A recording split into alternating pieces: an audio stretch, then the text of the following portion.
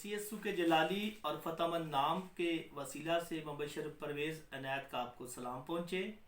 सो मेरे अजीज़ों, पूरी दुनिया ਦੇ ਵਿੱਚ ਜਿਹੜੀ ਵਬਾ फैली है कोरोना वायरस, खुदा का कलाम अस्तिशना 28 बाब च लिखा है, अगर तू खुदावंद अपने खुदा की बात को जाफशानी से मानकर अत्याज से उसके हुक्मों पर अमल करे तो खुदावंद तेरा खुदा दुनिया की सब कौमों से ज़्यादा तुझको सरफराज करेगा।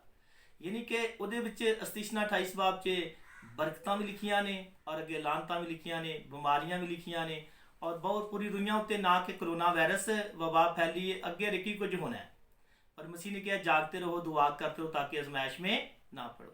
यानी कि जी वबा दुनिया से फैली है, खुदा के कलाम च असीं सीखांगे उन्ना तक खुदा कुछ भी नहीं करता जिन्ना तक अपना पेत, अपना पैगाम अपने लोगों से, अपने मनसूबों के उत्ते ज़ाहिर ना करे, उस पेत नूं ना खोले। जिस तरह खुदा के कलाम च लिखा है, खुदा ने सदोम ते अमूरा नूं गर्क करना सी ते खुदा ने बाप इब्राहिम दे नाल गल कीती। बाप इब्राहिम अपील करता रहा, खुदा अगर उत्ते 50 भी रासबाज होणगे तो खुदा तू उन्होंने दूजियां भी नाल गर्क कर देगा। खुदा ने कहना अगर 50 होणगे तो फिर मैं छड्ड दांगा। फिर थले आंदे आंदे 10 तक भी ना निकले। लूत नबी और उहदियां बेटियां निकलियां और उहदी बीबी भी राह च नमक दा स्तून ही बन गई।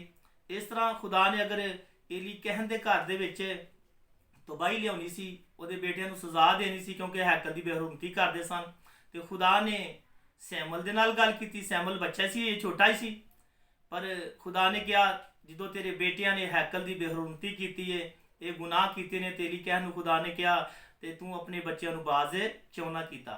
पर जी खुदा ने सैमुअल ਨਾਲ ਗੱਲ ਕੀਤੀ, ਉਹ खुदा ने पूरी कर दी। इसी तरह हिजकिय्याह की जिंदगी के दिन पूरे हो गए। ईसाया ने, खुदा ने ईसाया ਨੂੰ ਘੱਲਿਆ, हिजकिय्याह ਨੂੰ कहा अपने घर ਦਾ बंदोबस्त कर लै, तू मर जाएगा बचेगा नहीं। सो मेरे अजीजों, खुदा के कलाम च लिखा है तो हिजकिय्याह दीवार मुंह करके जार जार होया, पर खुदा ने उसकी दुआ नहीं सुनिया। खुदा ने उसकी उम्र के 15 साल बढ़ा दिते। इस तरह नैनवा के उत्ते तबाही आनी सी, नैनवा को खुदा ने बर्बाद करना सी। खुदा ने यूना को कहा तो जा नैनवा शहर च मनादी कर, पर उत्थे भी बादशाह भी तख्त तो थले उतर आया, जानवरों के कोलों भी उन्हें रोज़ा रखा दिता। उत्थे भी खुदा का रहमजार होया और खुदा ने उस शहर को माफ़ कर दिता। अज भी पूरी दुनिया के उत्ते अगर एक सारा कुछ हो रहा है, वबावां आ रही ने, मुसीबत आ रही ने, लिखिया कौमां ते कौमां चढ़ाई करनगियां, जलजले आउणगे, मरी पेगी, सारा कुछ हो रहा है। पर खुदा का बेटा सानू पहला ही आगाह करता है। खुदा का कलाम वेखांगे, खुदा के कलाम चो अमोस की किताब उहदे अमोस की किताब उहदे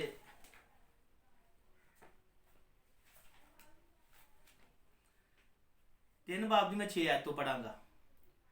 क्या ये मुमकिन है कि शहर में नरसिंगा फूंका जाए और लोग ना कांपे, या कोई बला शहर पर आए और खुदावंद ने उसे ना भेजा हो?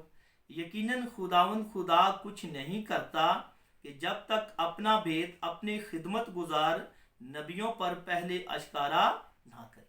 खुदावंद की ज़िंदगी बस कलाम पर उसकी खास बरकत हो। सो मेरे अजीज़ों, जी तलावत असां खुदा दे कलाम च सुनी है, क्या ये मुमकिन है कि शहर से नरसिंगा फूंका जाएगा लोग ना कमनगे? जरूर कमनगे। नरसिंगे की आवाज़ इतनी ज़्यादा होगी लोग कमनगे। या कोई बला शहर च आए तो खुदा ने नहीं कल्या होगा। नबी कहते यकीनन खुदावंद खुदा कुछ नहीं करता कि जब तक अपना भेद अपने खिदमत गुजार नबियों पर पहले अशकारा।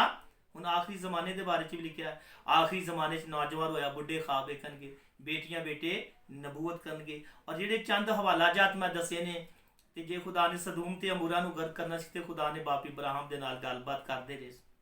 जे खुदा ने हिजकिय्याह की जिंदगी के दिन पूरे होए तो खुदा ने ईसाया नूं घल्लिया। जे एली कहन दे घर च तबाही आउणी सी तो खुदा ने सैमुअल नाल गल कीती। और जे नैनवा ने खुदा ने बर्बाद करना सी तो खुदा ने यूना नबी नूं घल्लिया। हुण आखिरी जमाने दे विच खुदा दा बेटा खुद सानू पैगाम देण दिया है। खुदा दे कलाम च अगे वधदे मेरे अजीजों वेखांगे मुकद्दस लूका दी अंजील उहदे ना मैं 21 बाब की 34 आयत तो पढ़ांगा। बस खबरदार हो, ऐसा ना हो कि तुम्हारे दिल खमार और नशाबाजी और इस जिंदगी की फिक्रों से सुस्त हो जाए। मसीह ने क्या खबरदार हो जाओ, तुहाडे दिल खमार नशेबाजी और जिंदगी दी फिक्रां च सुस्त ना हो जाए। उन्होंने बहुत सारे लोग नशे की खुमारी च जिंदगी गुजारते हैं, दौलत की खुमारी च जिंदगी गुजारते हैं, इलम की खुमारी च। और फिक्रां कैसियां ने अज लोगों को पूरी दुनिया के उत्ते फिक्र है, एक दूजे नाल अगे लंघण की कोशिश कर रहे हैं। इतों तक तो ਨਜਾਇਜ਼ ਕਮਾਈ ਕਰਦੇ ਨੇ, ਜਿਵੇਂ ਬਹੁਤ ਸਾਰੇ ਐਸੇ ਮੁਨਾਫਾਖੋਰ ਲੋਕ ਨੇ ਜਿਹੜੇ ਖਾਣ ਪੀਣ ਦੀਆਂ ਚੀਜ਼ਾਂ 'ਚ ਮਿਲਾਵਟ ਕਰਦੇ ਨੇ, ਲੋਕਾਂ ਨੂੰ ਜ਼ਹਿਰ ਖਿਲਾਉਂਦੇ ਨੇ ਪਏ, ਜ਼ਿੰਦਗੀਆਂ ਬਰਬਾਦ ਕਰਨ ਲਈ ਖੁਦਾ ਨੇ ਉਹਨਾਂ ਕੋਈ ਹਿਸਾਬ ਨਹੀਂ ਲੈਣਾ। ਮਸੀਹ ਨੇ ਕਿਹਾ ਖਬਰਦਾਰ ਹੋ ਜਾਓ, ਇਹ ਨਾ ਹੋਏ ਕਿ ਤੁਹਾਡੇ ਦਿਲ ਖਮਾਰ ਨਸ਼ੇਬਾਜ਼ੀ ਔਰ ਜ਼ਿੰਦਗੀ ਦੀਆਂ ਫਿਕਰਾਂ 'ਚ ਸੁਸਤ ਹੋ ਜਾਣ। ਤੇ ਜਦੋਂ ਸੁਸਤ ਹੋ ਜਾਣ ਤੇ ਅੱਗੇ ਲਿਖਿਆ ਹੈ ਔਰ ਉਹ ਦਿਨ ਤੁਮ ਪਰ ਫੰਦੇ की तरह ਨਾਗਾਨ ਆ ਪੜੇ।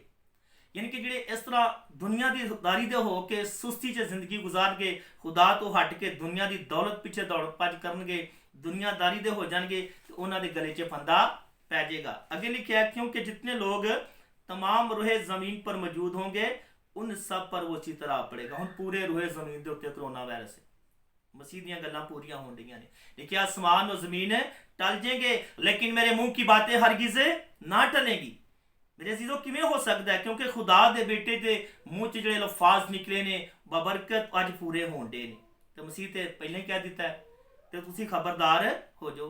ਔਰ ਜਿਹੜੀ ਤਲਾਵਤ ਮੈਂ ਅਮੋਸ 3 ਬਾਬ ਦੀ 6 ਆयत ਤੋਂ पढ़ी है कि क्या ये मुमकिन है कि शहर में नरसिंगा फूंका जाए लोग ना कांपे, या कोई बला शहर पर आए खुदावंद उससे ना भेजा। यकीनन खुदावंद खुदा कुछ नहीं करता कि जब तक अपना बेट अपने खिदमत गुजार नबियों पर पहले शिकारा ना करे। तो खुदा दा बेटा ते आखिर जमाने दे बारे च कह दिया पिया खबरदार हो जाओ, ਤੁਹਾਡੇ दिल खमार नशेबाजी और जिंदगी ਦੀਆਂ ਫਿਕਰਾਂ 'ਚ ਸੁਸਤ ਨਾ। ਅੱਜ बहुत सारी दुनिया सुस्त हो गई है। ये तो तक करते दुआ खरूज 23 बाब की 25 से आज लिखा है कि तुम खुदावंद अपने खुदा की इबादत करना, तब वो तेरी रोटी और पानी पर बरकत देगा और मैं तेरे बीच में से बीमारी को दूर कर दूंगा। मेरी चीज़ों करके तो वेखो दुआ।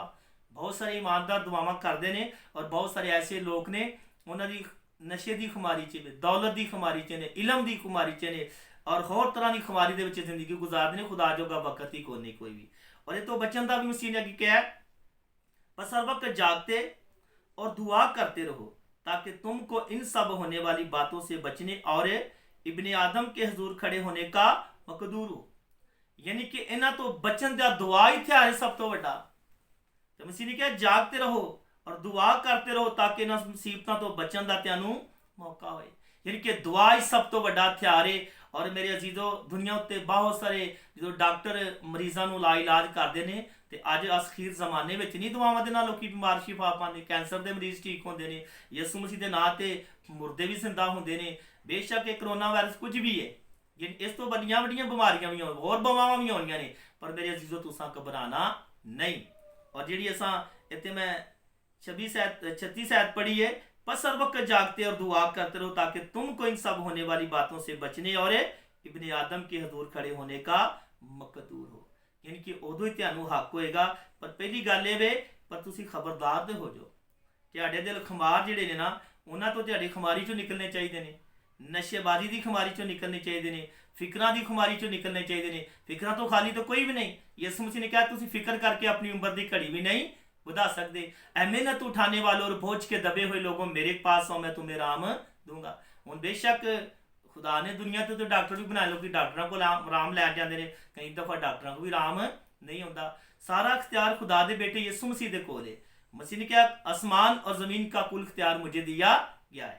और यदि मैं 5 आयत पीछे पढ़ांगा देखिए और सूरज और चांद और सितारों में निशान ज़ार होंगे और ज़मीन पर कौमों को तकलीफ होगी। एक को तकलीफ नहीं होगी, सारी कौमों को तकलीफ होएगी क्योंकि वो समुंदर और उसकी लहरों के शोर से घबरा जाएंगे और डर के मारे ज़मीन पर आने वाली बलाओं की राह देखते देखते लोगों की जान में जान ना रहेगी। हुण खुदा दे बेटे ध्यान तो नहीं करते पर बलावां लोगों का ध्यान है। ज़बूर च असीं गाने आके अखियां चुकना मैं वल पहाड़ा और मदद लई मैं किसनूं पुकारा। हुण मेरे अजीज़ो साड़ियां अखां ते मसीह ते लगियां होनी चाहिए ने, ना कि उन्होंने बलावां की असीं राह गैर कौमां वांग वेखीए। साडा ध्यान मसीह ते होना चाहिए। और यसू मसीह ने कहा अगर तुहाडे अंदर राई दे दाने बराबर ईमान है और पहाड़ को उखड़ जा समुद्र में जा पड़ तो यूं ही हो जाएगा। ये जिन्ने मर्जी पहाड़ सानू नजर होंदे ने, बीमारियां लगदा है साडे उत्ते डिग पेगी, मेरी चीज़ों डिग नहीं सकती। ज़बूर 40 से असीं गाने आ भावें जेकर हड़ भी आवे नाले पानी करनी शोर खौफ ना करिए पहाड़ां दा भावें छड्ड जान जा। ਇਹ ਜਾਨ ਵੀ लगता छड़ जानी साढ़े ते डिग पाएंगे पर डिग नहीं सकते, क्योंकि लिखा जिसके पास बेटा उसके पास जिंदगी है, जिसके पास खुदा का बेटा नहीं उसके पास जिंदगी नहीं। जो खुदा के बेटे की नहीं मानता वो जिंदगी को ना देखेगा पर उस पर खुदा का गज़ब रहता है। वो लोग वो कौमां जिहड़ियां खुदा दे बेटे ते ईमान नहीं रखदियां, ऐसे बुत परस्त ऐसे ऐसे मुकरू चीज़ां खान, जिस तरह ईसाया की किताब च लिखा है 4 बाब दी 17 च चूहे और सूर और मकरू चीज़ां खाने वाले फना हो जाएंगे। ਜਿਹੜੇ ਚੂਹੇ ਖਾਂਦੇ ਨੇ, सूर खाते ने और ਜਿਹੜੀਆਂ हराम चीज़ां खाते ने, बाइबल दसदी है, खुदा का कलाम दसदा फना हो जाएंगे। तुसीं की रहो, मसीह ने कहा खबरदार रहो, खबरदार हो जाओ, ऐसा ना हो कि तुहाडे दिल खमार नशेबारी ते जिंदगियां दी फिक्रां च सुस्त ना हो जान। इस मेरे अजीजों जिहड़ा टॉपिक सी खुदा दे कलाम दा, क्या ये मुमकिन है शहर च नरसिंगा फूंका जाए लोग ना कांपे, या कोई बला शहर पर आए खुदावंद ने उसे ना भेजाओ। यकीनन खुदावंद खुदा कुछ नहीं करता कि जब तक अपना बेत अपने नबियों पर पहले अशकारा, नबियां ते भी खुदा ने किया है और खुदा दा बेटा खुद भी कह रहा है जिहदे को सारा इख्तियार है। ठीक है, जिसके पास बेटा उसके पास जिंदगी है। अगर खुदा दे बेटे नूं अपने दिल च जगह दोगे, यसु मसीह नूं अपना निजात दहिंदा कबूल कर लोगे, उसदी इबादत करोगे, जिस तरह रसूल कहता है हर घुटना यीशु के नाम के आगे झुकेगा, ख्वा आसमानियों का हो ख्वा ज़मीनियों का, ख्वा उनका जो ज़मीन के नीचे है, ताकि हर एक ज़बान इकरार करे कि यीशु मसीह खुदावंद। खुदावंद इस कलाम के वसीला से आप सबको बड़ी बरकत दे, मसीह के नाम से।